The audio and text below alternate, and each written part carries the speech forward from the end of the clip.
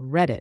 What happens when a cost-cutting CEO fires the only person who knows how the company actually works? Today's story is a classic case of corporate greed meeting technical reality. It's a story of a 12-year career, a 5-minute fix, and a $100,000 mistake. Let's get into it. I worked for a mid-sized logistics firm for over a decade. I started back when we were still using fax machines and physical clipboards to track shipments. Over 12 years, I rose to become the senior systems architect. In simple terms, I was the guy who built the digital nervous system of the company. I wrote the code that allowed our trucks to talk to our warehouse and our warehouse to talk to our billing department. By year 8, I had automated almost everything. Because I had done my job so well, the system was incredibly stable. I spent most of my days monitoring servers, updating security patches, and drinking a lot of coffee. To an outsider, it looked like I wasn't doing anything. To the founder of the company, it meant everything was running perfectly.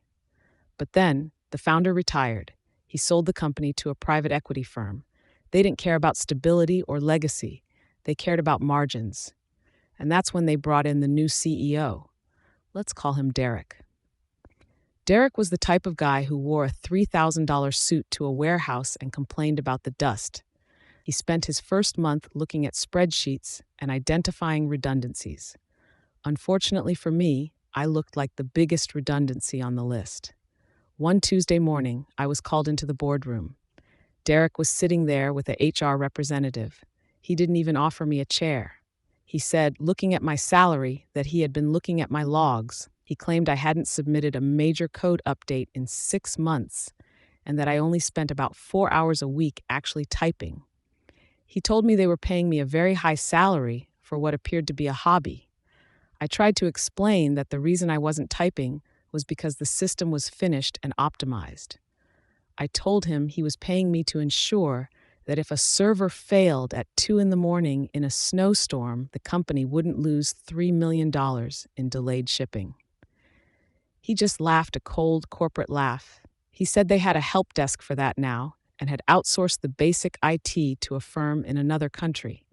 He told me they didn't need a senior architect to sit in an office and drink lattes, and he let me go effective immediately. They offered me a standard severance package, provided I signed a non-compete and a knowledge transfer agreement. I looked at the contract.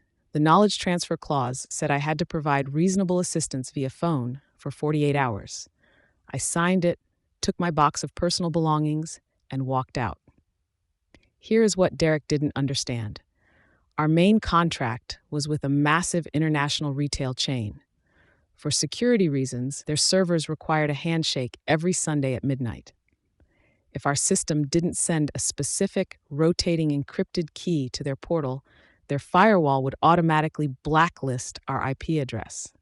I had built a small script to handle this, but it required a manual password rotation every 30 days for two-factor authentication requirements. My 30 days were up this coming Sunday.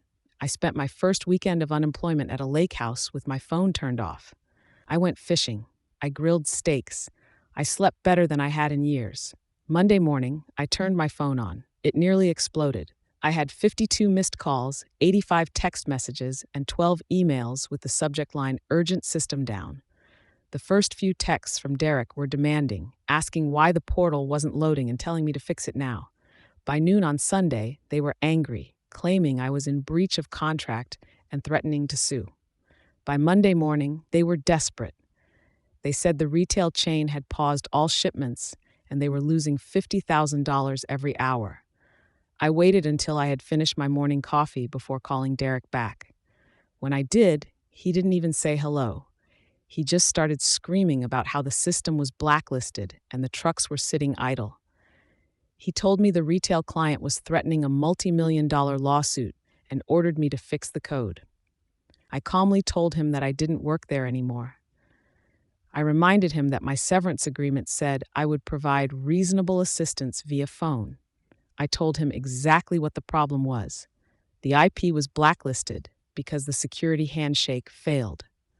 When he told me to fix it, I explained that I couldn't because I didn't have administrative access anymore since he had revoked it on Tuesday.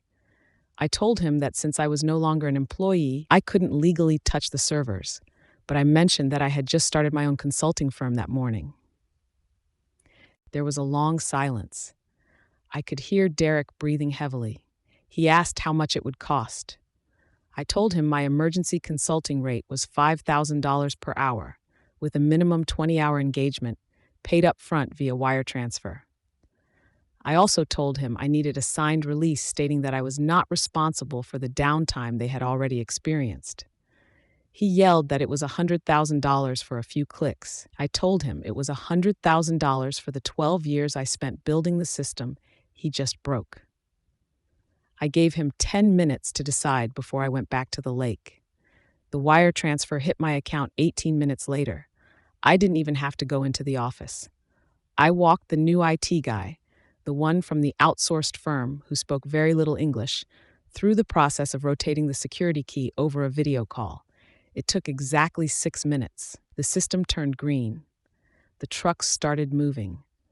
The crisis was over. The story doesn't end there, though.